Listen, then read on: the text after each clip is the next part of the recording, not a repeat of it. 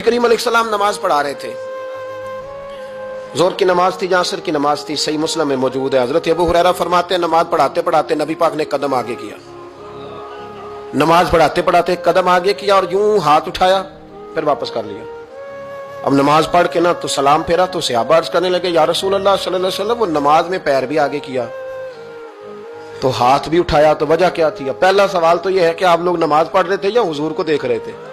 तो सहाबा तो पहले ही बताते हैं कि भाई हम तो पहली साफ में नमाज इसलिए पढ़ते थे कि नमाज भी होती रहती थी और चुपके चुपके महबूब की दीद भी होती रहती थी। हुजूर से पूछा, या रसूल अल्लाह, वो नमाज पढ़ते पढ़ते कदम आगे बढ़ाया आपने तो फिर पीछे कर लिया, क्या था? और हाथ उठाया तो फिर आपने नीचे कर लिया। तो नबी करीम फरमाने लगे, नमाज पढ़ाते पढ़ाते जब मैंने कहा ना समी अल्लाहु लिमन हमीदा, अचानक मेरी नजर उठी तो जन्नत में चली गई।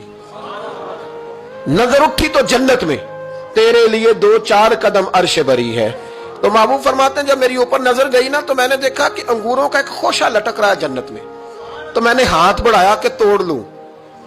हुजूर खड़े हैं मस्जिद नबवी में और फरमाते हैं कि मैं यहां खड़े होकर हाथ ऊंचा करूं तो मेरा जन्नत तक पहुंच जाता है। फरमाया मेरा इरादा हुआ कि वो खोशा जन्नत का तोड़ लूं और जरा मैंने पैर आगे बढ़ाया ही था तो मेरे दिल में ख्याल आया कि जन्नत राज है, तो राज ही रहनी चाहिए।